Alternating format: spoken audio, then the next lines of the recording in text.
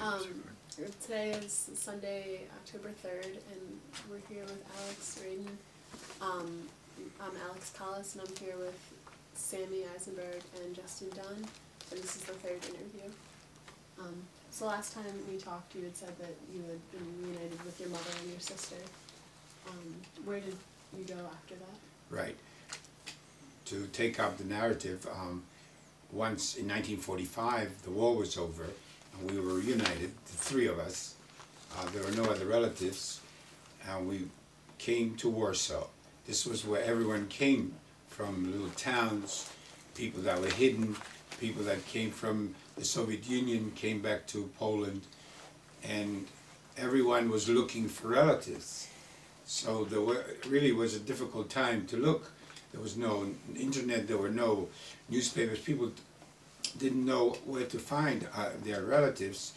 So the Jewish community organized a building on Targowa Street where this was like the Jewish center, sort of. And then once you came there, everyone wrote their name and their address on the walls of the building, inside, on the corridors, on the staircase, everywhere there's room, people wrote their names. And they said, you know, this is Mrs. Rodzinska looking for her brother, or this is Mr. Shmulevich looking for his parents, or vice versa. It's all over. And every day people would go there and look and see.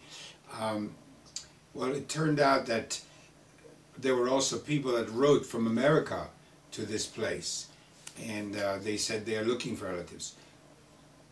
So my mother found, she went to that office there and she says, were there any letters from America looking for the Radzinskis? And they said, yes, we have a letter here. And sure enough, it was my father's sister who came to America before the war, and she was looking for us. She was looking for anybody that's left from the family. And so my mother realized that we have relatives in America. We didn't have anyone in Poland anymore.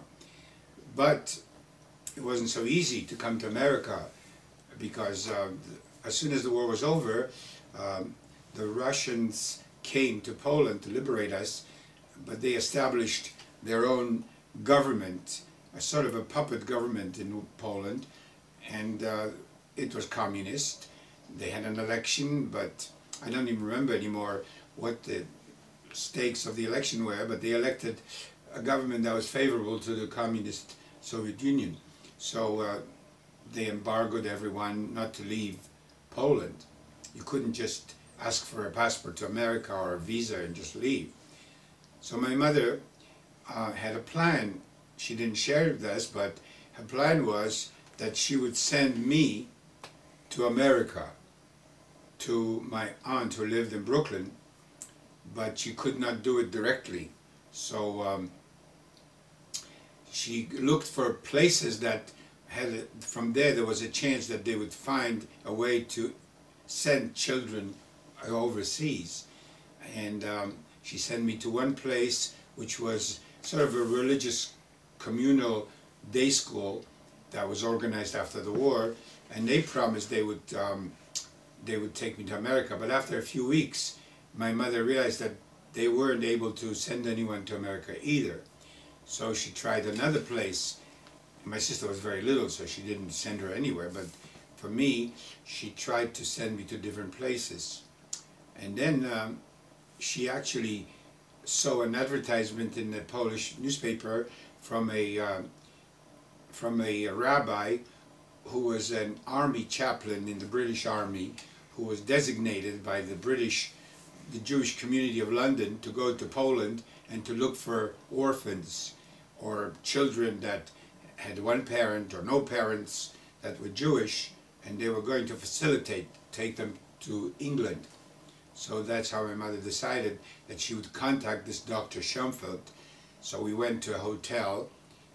It was a hotel in Warsaw called the Hotel Polonia, a very nice hotel. In those days, of course, nothing was really nice compared to what we have here, but it was nice the way, to me, it appeared. And the first time I saw Dr. Schoenfeld, Solomon Schoenfeld, it was amazing because he had a British Army uniform, and he had a Hebrew star, like a Magen David, on the lapels, and it was a chaplain designation, and he had a little beard, like a sort of a trim beard, and I said to him, I said, my gosh, how can a soldier have a Jewish star? You know, to me it was like my eyes opened. I didn't realize that Jews could actually wear uniforms and be like important people like that. So, and he talked to my mother, and my mother explained to him that my father was killed, and she would like to join her relatives first to England, and from there possibly I could possibly go to America. So he gave us a paper and told us to be in Gdynia, which was Danzig, that was the name of the port city in Poland, to be on a certain date there. There was going to be a ship that's going to take the kids that he is going to take out, and I should join that group. So we went, my sister went, my mother went, and I was sort of, I guess I had mixed feelings, you know, considering I was only 12 years old, that I should leave my mother and my sister, the only relatives I ever had, and just go away to a foreign country. But I was resigned to it, basically, because, you know, it was just what else could I do? I knew that my future was better off being in America, so my hope was that I would get there someday. And the ship came, we stood there, waited, and Dr. Schoenfeld, who was in charge, had a passport, and he listed all the names. There were about 40 kids. Some of them older than I was, many of them were older, but he called out names, and then somehow he didn't, my name wasn't on there for some reason, and my mother got panicky, and so did I, and he realized that there was something mixed up on the passport, so he gave me a name. He walked over and gave me a piece of paper, and he says, when they call this, when the customs officer calls this name, you go up. So it wasn't my name, but it was a name, someone named like Maevsky or something, I've forgotten by now. And so when they called Maevsky, I went up there. And, you know, they said, go ahead, go ahead. And then we walked up on the ship, on the planks, and then the ship was pretty tall. It was a British troop carrier with soldiers, British soldiers that were leaving Poland and going, I don't know, to England, I guess. So we stood on the top of the deck and waving, and everyone there was crying, and, you know, my mother was crying, and my sister, and I was like waving to them, and finally the ship took off. We spent about 4 or 5 days traveling to England by ship. I don't remember too much, except that we were given food like the soldiers in this big dining room, and we slept on hammocks, which was, the soldiers would sleep on those because there weren't that many beds. They were strung between 2 hooks, and we could sleep in it. And they gave us, first time I ever tasted cornflakes, I think it was. It was like, they told me what it was, and I said, gee, you know, corn in Europe, I remember that corn wasn't exactly a food for people. It was more like for animals, but this was processed, and it tasted good with milk. And we finally arrived in America. We came to, we actually came to Edinburgh, Scotland. Excuse me, this was England. We came to Edinburgh, Scotland, and we had to go to London. So we took the train, the whole bunch of kids took the train, and we arrived on a Friday night. At that time I didn't really know so much about the Sabbath and, you know, things like that. So we came, and finally we arrived by train to Charing Cross Station in London. There was a whole lot of kids, and then there were rabbis, and there were people from different schools and different organizations that waited for us. And they divided us up into 3 long rows, and they said, this row go with Rabbi Schneider, this row with Dr. Schoenfeld, and this row with some other. And I happened to be the row that ended up with a religious school that came to get kids. So, you know, and that's how I ended up becoming a Jewish religious traditional person, because the first experience I had was, you know, with a little kid I didn't know, but when I finally became like 12 years old, or almost 13, I came to a yeshiva, which is like a Jewish school for religious kids, a day school, and they put me in the dorm, and they were nice to me, and they sort of slowly, I was trying to learn English and Hebrew and Yiddish, and you know, it was like my mind was absorbing all that. But at the same time, I wrote letters to my mother that basically I'm lonesome and I want to go back to Poland. And my mother was smart. She found someone in London who was, actually she was not a relative of mine, but she had been in Poland before, during the war time or early war. She left for England, and I think she was a midwife, and she had delivered me when I was a baby. So my mother found her by some chance, and this woman was nice. She came to the yeshiva and asked the rabbi if she could take me for like a weekend or a Sabbath or something. And so I was a little more, you know, resigned that I had a relative. And so, about a month or so later, I went to the American Embassy in London, in Grosvenor Square, and I applied for a visa to America. And they told me that I was born in Poland, so I have to wait for a long time, because in those days they had what they call a quota, and every country was assigned X number of people to come to America, depending on how many people were in America in a certain year, like before the war. So it turned out that Poland had a very slow quota. There were enough people there already. They didn't want a whole lot of Polish people, so they gave me a number, and they said, basically, don't call us, you know, like we'll call you eventually. So I spent the next, I was there from 47, 48, 49, 50. During that time, I was a kid.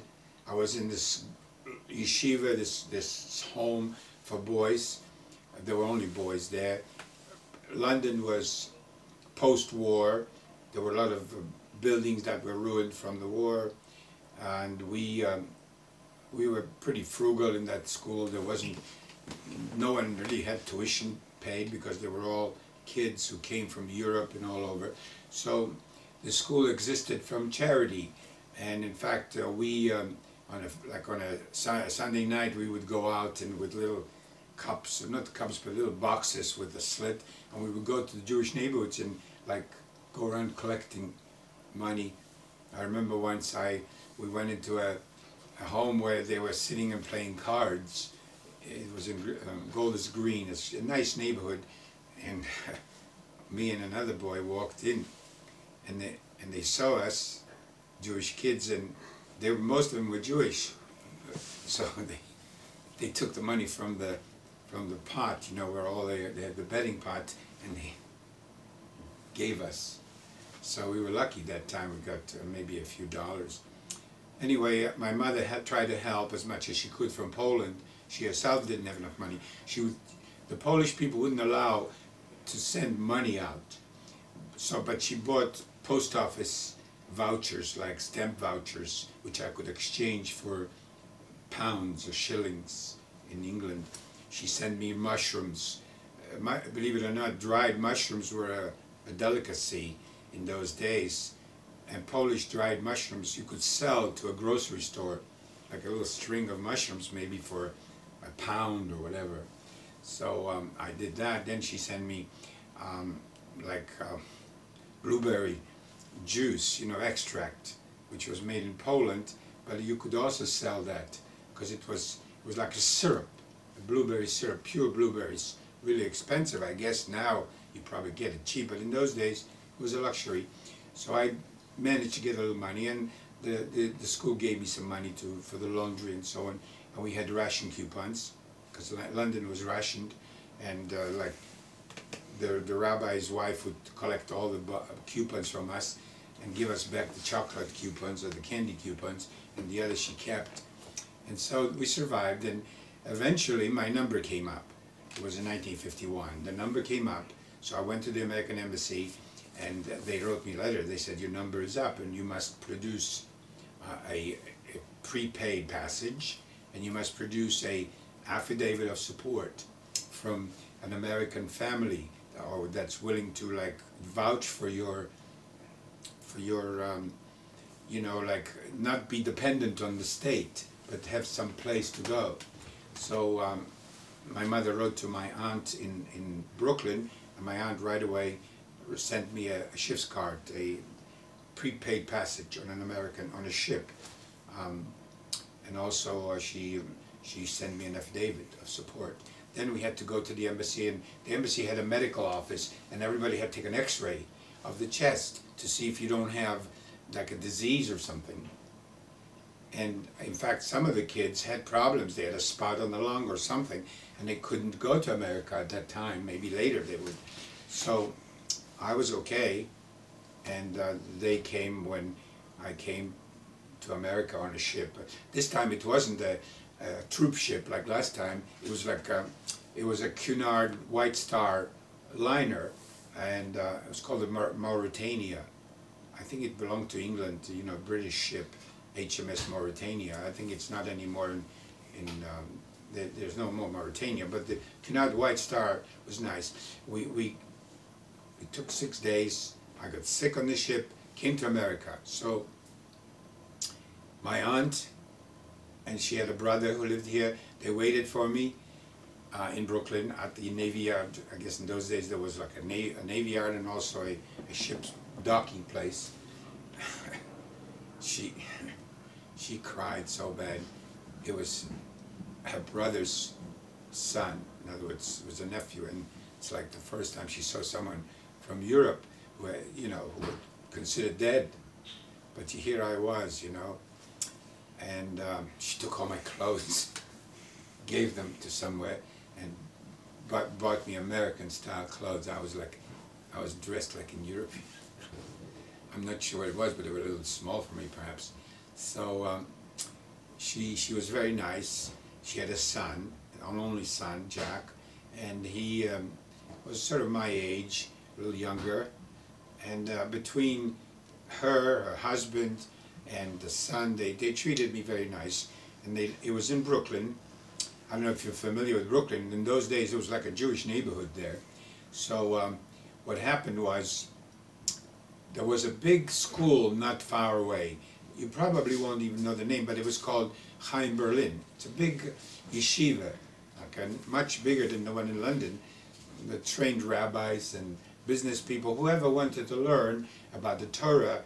And so she took me there, and they took me without money. They were very nice. I lived in a dorm, and I continued my studies. I actually went at night to a high school. It was called Thomas Jefferson High School, and it was a famous school. You know, now people don't know, but like Danny Kaye went there, Judy Holliday, all the famous stars years ago who lived in Brooklyn in those days, in 30s and 40s. And I went there at night. And you know, a lot of people went there who were like refugees. They called us greenhorns because we didn't know any English hardly. I mean, a little bit, but, and they had classes for us, taught us English, taught us a little math and a little, whatever they could, social studies. And when I graduated, Goucher College was where I went, also at night, because while you were in yeshiva, you couldn't really go in the daytime because the rabbis wanted you to study the Torah during the day. So the only time you could go would be like, you know, around from 4 o'clock or 4 or 5 o'clock. And we actually, I didn't graduate yet because, you know, I had only gone there a couple of years, but I already knew English, and I knew a lot of different, you know, things. Like I learned social studies and other subjects, and somehow, by some chance, I mean, it was like a miracle, that in the summertime the school was closed, and all the boys had to go get jobs or whatever if they went back to their relatives. I didn't have any relatives. I mean, I couldn't go to my aunt because, you know, I felt awkward to stay there. They had a small apartment. So I stayed in the dormitory, but I got a job in a hotel as a waiter. So it was a hotel in Far Rockaway, Queens. And there was like, not too far from Brooklyn, out near the ocean. And there were hotels there that the family would stay in a hotel, and the husband would go to Brooklyn or to New York to work, and on the weekends they would come and join their wives and children for the weekend. So I stayed in the hotel, and I was a waiter. So it was a pretty good job, you know, working hard, but still, there was food there and everything. And then one day, after about a couple of weeks there, Mrs. Roth, who was like the owner, Hungarian lady, she said, "Alex, I want you to meet someone. She's working here. She just got the job, and she's works with the children. You know, I guess you can call it like a governess, to take care of the kids, especially during dining room times when the parents wanted to eat in peace, and they didn't want their kids running around. So Eva would take them. So we met, and Mrs. Roth, she said, "Believe me, if I had a daughter, I would give her to you. And if I had a son, I would match him up with Eva Rosenberg." And so we met, and I guess we just was like love at first sight. We liked each other very much. There were other guys there, I must say, waiters, busboys, my age, fancy, you know, we all wore black pants and white shirts, and we all looked pretty good, I guess, in those days. But Eva and I hit it off. So the other guys, I guess they tried to be nice to her too, and you know, the waiters and the waitresses and the staff didn't get the same kind of food like the guests, but the waiters were able to get on the side, like when they served chicken, they gave us meatloaf, but we were able to get some chickens from the kitchen. So I used to give Eva a lot of that extra food, and she just, we went, the Coney Island was not far. I don't know if you're familiar with Coney Island. Coney Island is a big amusement park, or was, I don't know if it is now, but I took her to Coney Island, and we, you know, we sort of enjoyed ourselves together, and I found out she was Hungarian. She had a family, but no parents. She had a mother who was still in Hungary or on the way to come to America, but her father was also killed in Hungary. And it didn't take long. We got serious, and after about a year, a little less than a year, we decided that that would be it. But the finances weren't so great. I mean, you know, I didn't have parents to foot any bills or anything. Eva didn't have parents. She had a sister here and a couple of brothers, but none of them were that well off. So we pooled our resources, and we rented a hall and did everything on our own. We got married, very nice, in a hotel in New York. The rabbi came, was a very famous rabbi who was like the rabbi of this yeshiva called Rabbi Hutner, very famous guy. And he married us. Her family came, and it was a really nice wedding, considering that we sort of paid for it between the two of us. But she got a gown somewhere, and I got a suit, not really fancy, but a nice suit, and we were married. And I think that I think there was a picture here somewhere, the two of us here. Let me just get it out. I'll show you. This was the two of us on our wedding day. It's a little bit, I don't know, you probably can't see it too good, but this was the two of us. We were a little younger, but as you can see, decently dressed with a fancy gown. You know, today, and my granddaughters are getting married, and it's a big problem. It's not so easy, you know. Her sisters have to get gowns, and I mean, I can't even think of what we did. But it's a big thing, you know, to do that. So we got married, and just to make things brief, right after we got married, we had no place to live, so we rented, we subleased an apartment in Queens from a couple that went away for the summer, and they let us have the apartment for a small fee. and we stayed there, and we started looking for a job. You have to have a job, you know, it wasn't so easy. I mean, there was no one to help us with anything, so we applied to an agency that employs teachers. Since both of us, she was an expert in Hebrew, and she was already a teacher in schools in Hungary. She was really a graduate teacher, and I wasn't really a graduate yet, but I did know enough Hebrew and enough you know, religious instruction. So we went to an employment agency that hires couples to go out of town and just take over a school, like an afternoon school where children attend morning in the public school, and then in the afternoon they go to this Hebrew schools. So we got a job in Kansas City, Missouri. And yeah, I'm thinking back, Kansas City wasn't exactly our first choice, but it seemed like a good opportunity for us because we were a couple and were ideal for them. They had a school, and we moved to Kansas City. We were married in 1958, and that summer we moved to Kansas City, Missouri.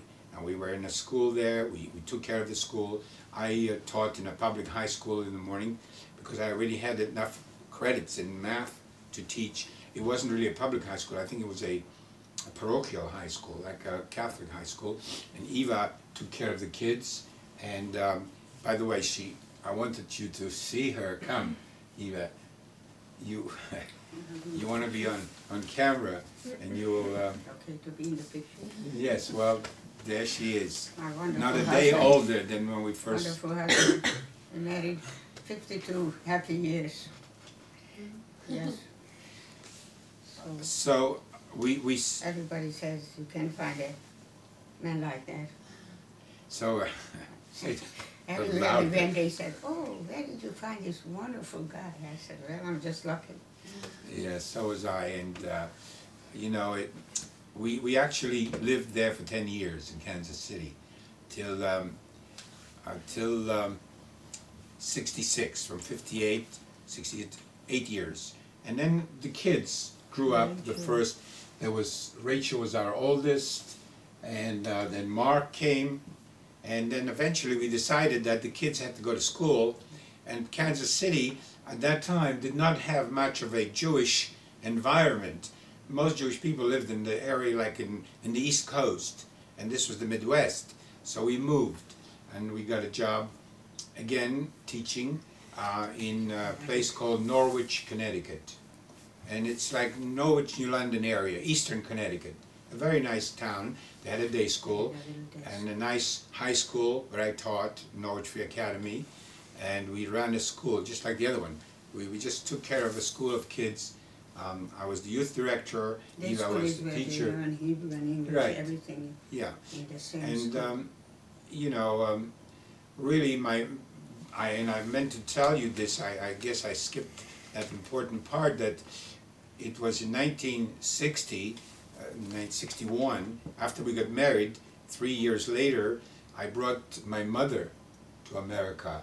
My mother survived the war. She lived in Poland with your mother's picture. With my sister, and she wanted to come to America, but she couldn't. But now that we were married, and we had sort of an income, and were able to make our papers, so while we were in Kansas City, I got to know a lot of important people. There was a family there who knew President Truman. The Hipshes, Charles Hipsch, was a friend of the Trumans, because Truman came from Kansas City. I mean, he was born there, Independence, Missouri. Then we knew, so I asked Mr. Hipsch to help us bring my mother, and he knew another senator from Missouri whose name was Stuart Symington. At that time he was chairman of the, I think, Defense Department or something, some big thing. Stuart Symington, he died. And he was very nice. He wrote a letter to the American Embassy in Warsaw that they should expedite my mother's, you know. So it didn't take long, my mother arrived. And my sister arrived. And we were like we had family, you know, it was all of a sudden. So my sister was very nice too. She, by then, she had spent so much time in Poland, she went to medical school in Warsaw. She was a graduate, a medical doctor. She was an MD, but did not have the residence or the internship that she's required in America and there too. So when she came to America and she spoke English pretty well. So she went to University of Kansas for to learn English, learn American techniques and so on, and eventually took that test for foreign medical graduates, ECFMG I think it's called.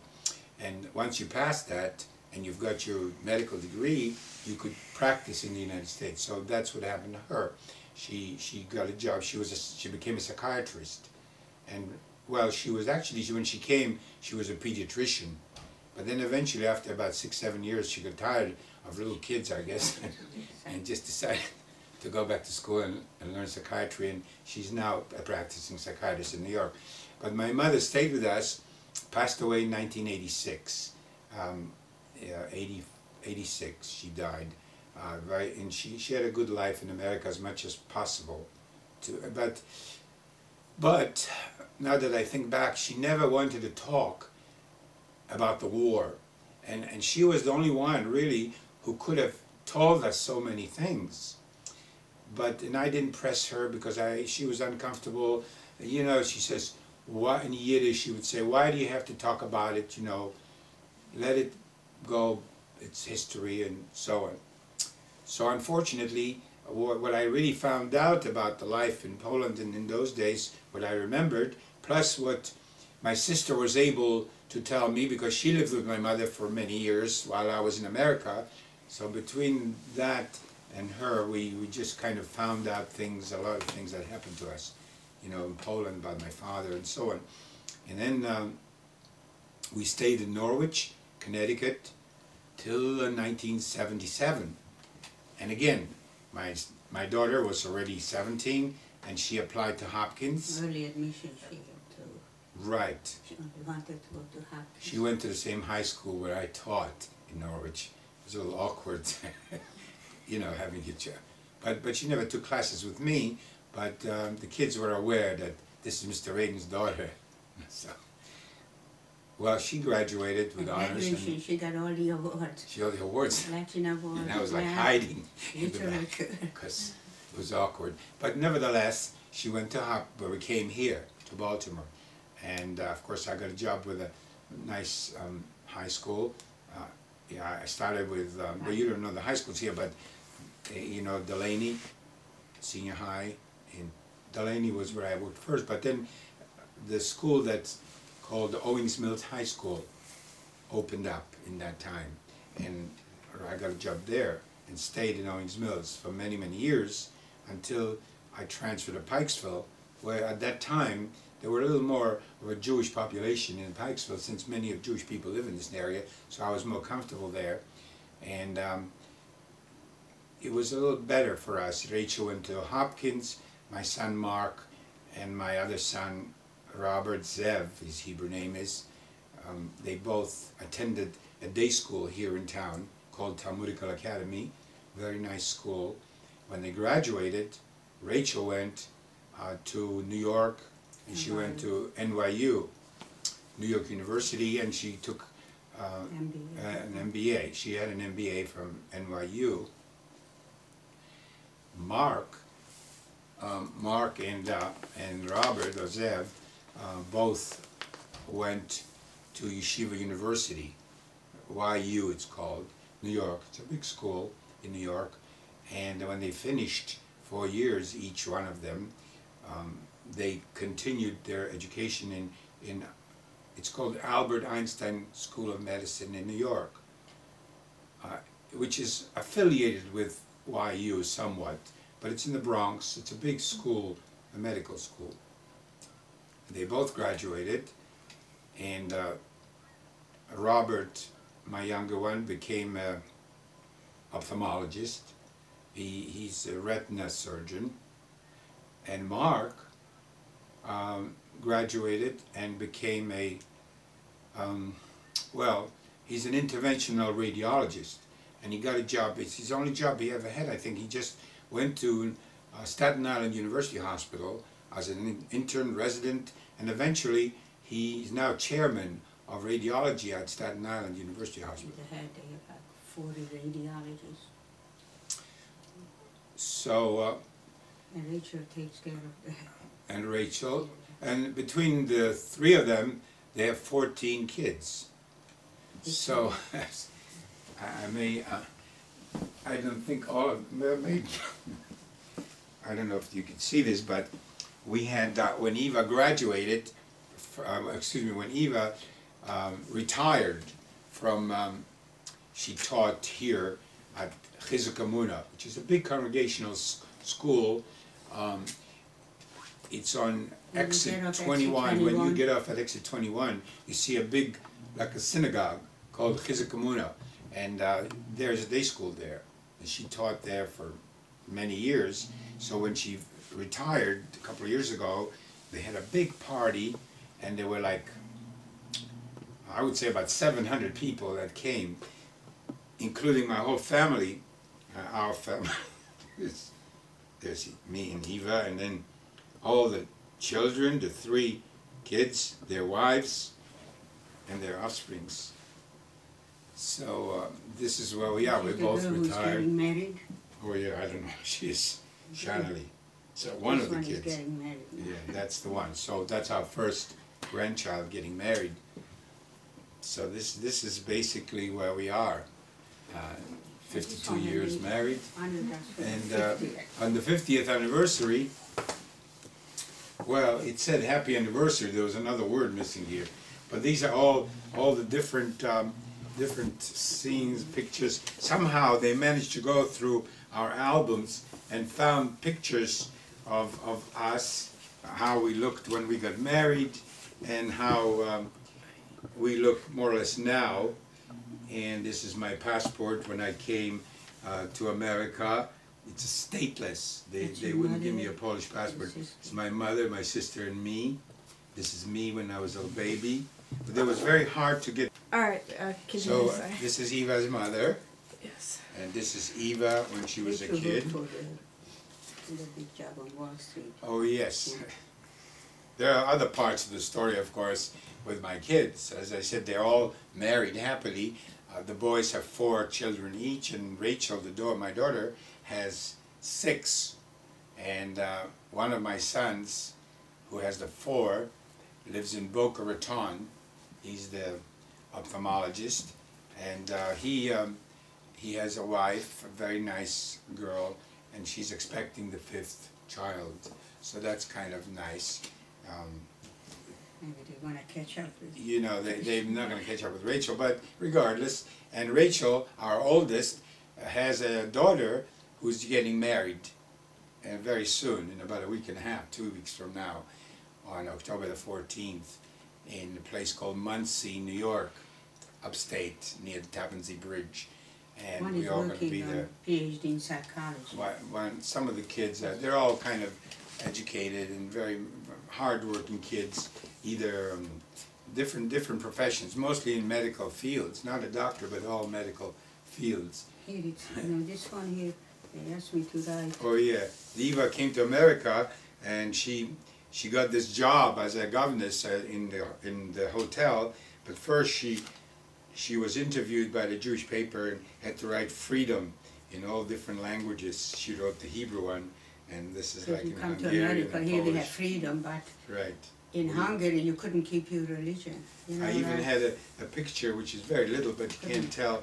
This was the group that came to England.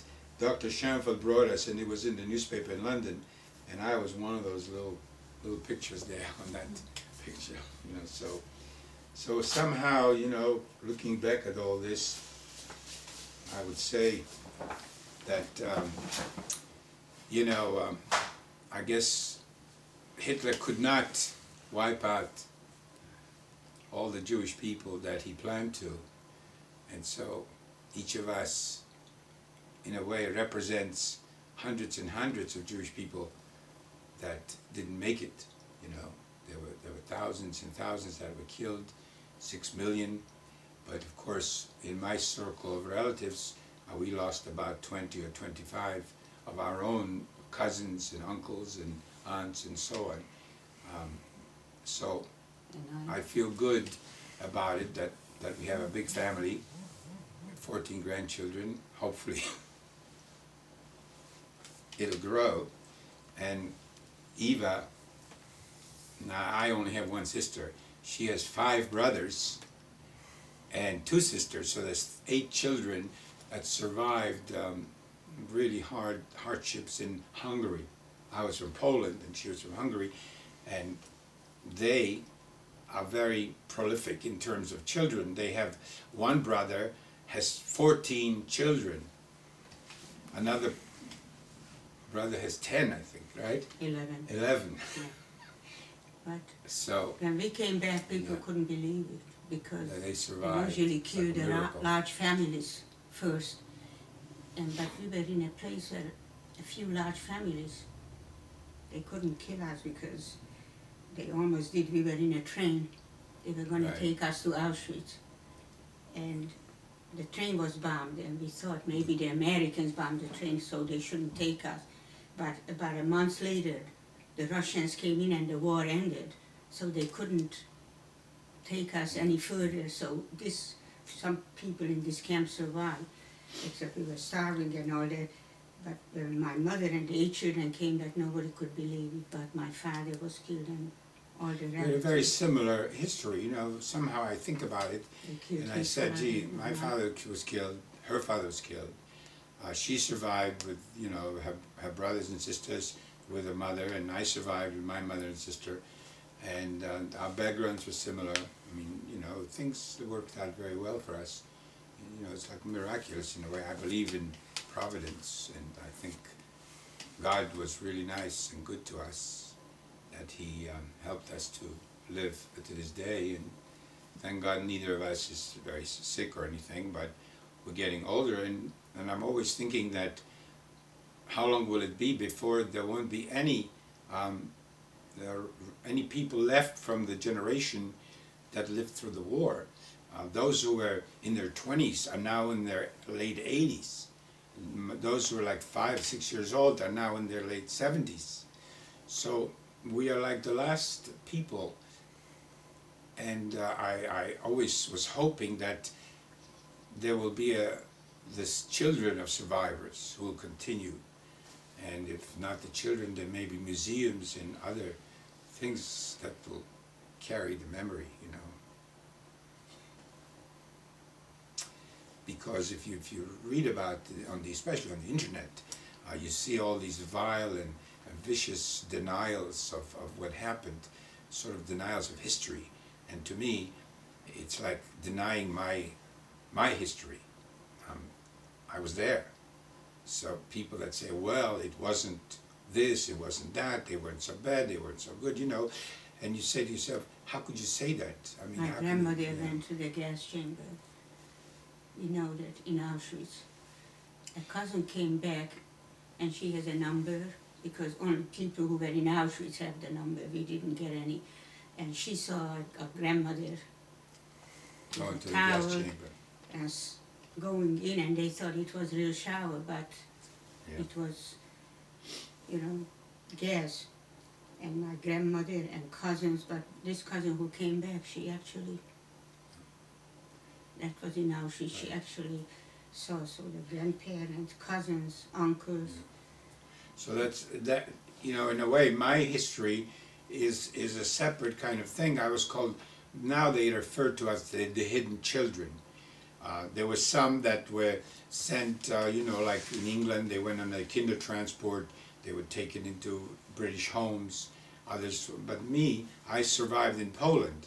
And I don't think there were too many that survived as hidden children, you know, with non-Jewish families in Poland. So there's not very few of us really that, and my sister, like I said, she was in a convent, and I was with a Polish family and survived the war that way. And it was like a miracle. I believe very strongly that providence and God was good to us and helped us to survive. So here we are, and I'm so glad that I was able to tell you a little bit of my story, and hopefully it won't get lost, but it will reverberate somewhere among the future generations, hopefully. Thank Okay, you. thank you. Thanks very much for doing what you did. Appreciate it. I did have a question Yes. for you. When you first came to America, Mhm. how did the people react to like Judaism in general, like the general population? Well, in America in the 1950s, you know, if you're familiar with the Jewish traditions and Jewish religion, in the 1950s, many of the people were refugees in Brooklyn from countries, not necessarily Poland. Some were from Hungary, some came from Russia. There were a lot of people, and they were working people. They worked in the garment industry. My uncle, with whom I stayed, and my aunt, he was a maker of shelves. He worked with his hands, and the Jewish people tried to organize themselves. It was like the beginning of Jewish life in America, in a way, for our generation. There were Jews who lived there before, of course. You know, sometimes I'm amazed. Like, for example, I was watching The Wizard of Oz, or some of the movies that were made in the 50s, and I said to myself, some were made in the 40s. I think The Wizard of Oz was made like in 1944. And I said, in 44, we were like in the concentration camps, we were dying. And in America, there was a film industry with dancing and singing, and I just can't reconcile that there were people that were not aware or just simply closed their minds to what the suffering that went on. But in 1951, it was a little more, you know, Jewish people organized themselves. They formed schools for kids, and religious life began to flourish. So I was lucky that I was steered towards religious life, and of course, the school I was with in Chaim Berlin was a famous school, and I was happy to be there. I was trained. Not everyone who went there became a rabbi, as I didn't. As some people think that, well, if you're going to this yeshiva, aren't you going to be a rabbi? No. Jewish schools offered learning about our tradition, and many of the people became doctors, many lawyers, many even accountants and others, business people. So that's where I was trained, and you know, it was the Jewish life in Brooklyn, especially, was at a very high level. I mean, in the 50s. Now it's much higher, but even at that time, it was good. You know, there were a lot of things that started then. The Lubavitch is like a big, I don't know if you're familiar with them, I don't know if you've heard of it, but there's like a Hasidic movement called Lubavitch. It's a very religious group of people. Number one thing was always education. Education was important to us and to everybody, because I figured you have to be educated in America. I mean, that's just the way it is. You have to learn. My kids too, especially Eva, she inculcated in them the value of education. It wasn't always easy, and we couldn't really afford to send them to medical school with the tuition and everything, but they took loans, and the loans were staggering to me as a teacher. Under my salary, I couldn't possibly pay tuition in a medical school. So, and there wasn't really, you know, people say, well, can't you just ask the government for help? No, you couldn't. Not if you were in medical school. They said, well, you can borrow the money, but you're going to have to pay it back when you become a doctor. Well, it didn't take them too long, and they paid. Mark owed $200,000 loan. It's a lot of money. Zev owes the same, but he's still paying. Well, no. Mark paid back slowly, and then one day he said, I don't want a penny from you anymore. I paid back my loan, now he wants to buy everything for us. Because, you know, the middle class, you couldn't get any help. Right, you were sort of in between. If you were very You weren't poor, but you weren't rich, so you basically had to apply for loans. I mean, they weren't going to give you grants, maybe a few $100s here and there, but it didn't amount like anything. Thank God all of my kids, all our kids did well, and they're doing well. And it's like the reverse. Instead of us having to help them, they help us. Fortunately, we don't need the help. Every day they say, Daddy, don't you need a new computer? Don't you need this? One day they surprised Rachel with a car. He came home from vacation and we saw this new car in the driveway. I mean, here. And we said, who took our parking space? But then And he came in and there was a ribbon. They put a and there was a note and says, Daddy, I couldn't see you driving that old jalopy, so here is a car for you and Mommy. That was a little Mazda. And one he came home and they bought that chair, you know, vibrating. massaging from Brooks, one of those Brookstone. Brookstone, yeah, Brookstone. So, you know, they're good Oh, you kids. forgot the apartment. They say kids should have their parents. Mark They said, can. "There, We didn't want anything from them, but, you know. doesn't work anymore, right? Camera. Oh no. It's on. You see on? Yeah. Oh my God. Okay, sorry. It's okay. Well, Mark and Karen, the ones, he's the doctor in Staten Island, he bought, a couple of years ago, they bought an apartment in Sunny Isles, Florida. It's in Sunny Isles, like, you know, Miami Beach, called Sunny Isles, a section there. If you've ever been in Florida, it's very nice there. So they bought an apartment, and, you know, they really said we could use it anytime we want to. So it's there. He's working. He can't use it that much. We can use it more often than he can. And so that was nice of them. They figured this is where you want to be. It's a place where her sister has an apartment, so she said she wanted Eva to be next to her sister sometimes. So that was what happened to us. I guess we were lucky all the way across, you know, with everything. Our children and God, everybody's nice. And the thing that is really a miracle is that everyone, all the kids and all the grandchildren are very, like, they are religious, they're Orthodox, they follow the Orthodox ways, and without any pressure, they observe the laws of the Sabbath and kashrus. I don't know if it means a lot to some people, but for us, it's like it means the whole world, that they are able to follow the Jewish tradition. And but yet, they are modern. I could talk to my grandchildren about anything. They know everything. My daughter and her son and her husband have no TV in the house. And that's most unusual. 6 kids, no television. So how do they know everything? They read the papers, they listen to the radio and so on, and they're very adventurous, they're religious, but yet a couple of years ago they got into their Suburban and they drove to Alaska. For 4 weeks they were driving across country to the oil, you know, like the oil country, North Alaska. So they're modern, but yet they are traditional, and so we are blessed. We are blessed all the way around. That's it. Thank you. We have like 6 minutes left. Yeah. Well. You know, a few years ago, Mr. Salzberg came. That's right. He did this thing for Spielberg. He said Steven Spielberg put in his own money to interview the survivors. And I'm glad he's doing this now, because that time he refused. He says, I don't want to do it. No, that was a different thing. Dr. Salzberg did my story for 2 days they were here.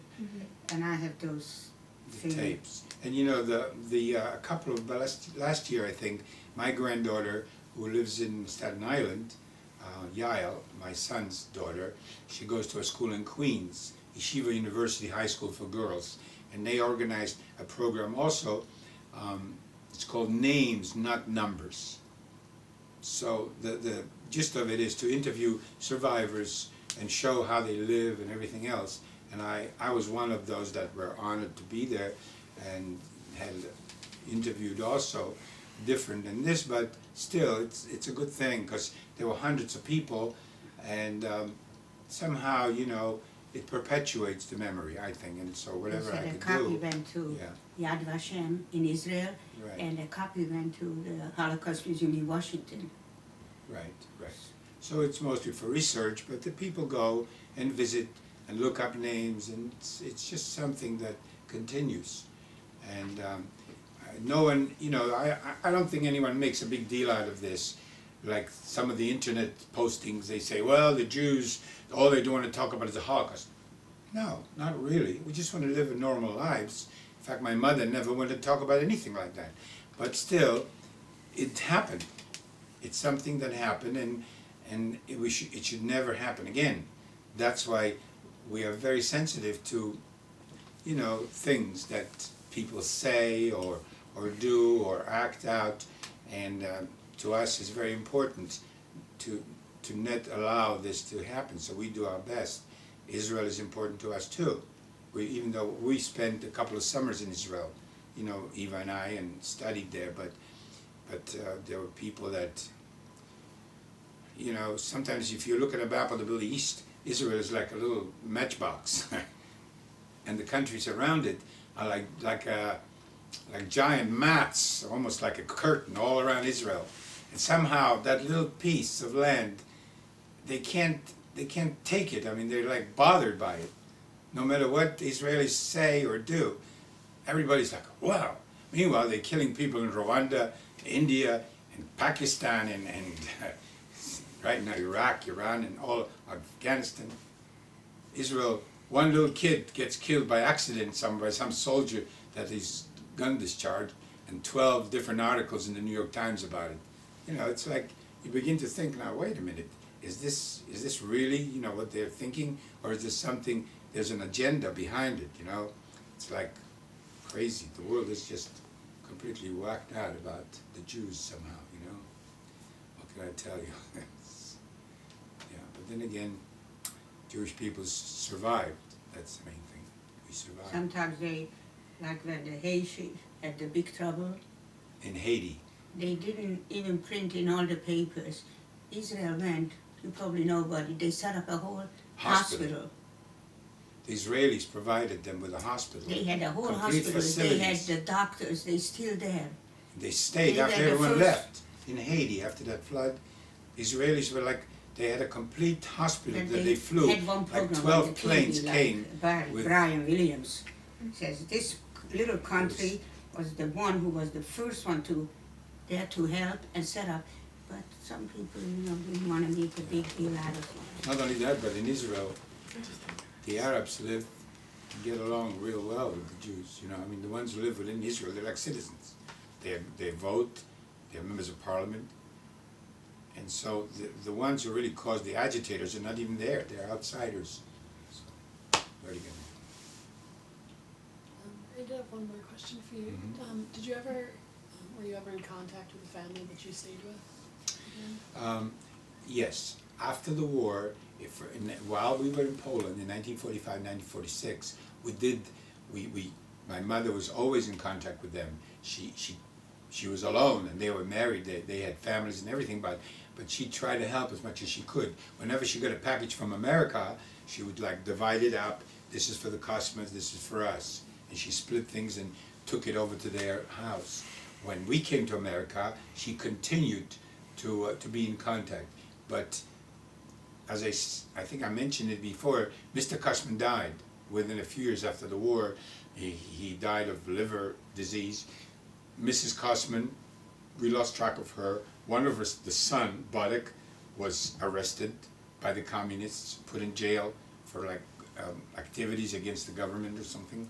And the sister Lala got married and disappeared from the scene, so we don't really know. I myself tried to find, but it's very hard on Google to get onto Poland and to look for names of people like Kosman. There were maybe 10 or 12, and I don't even know whether they are in Warsaw or Mokotów or Wrocław or Częstochowa.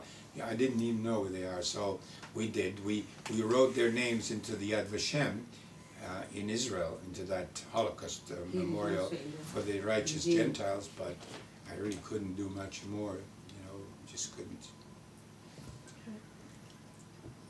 All right. Thank you. Thank you.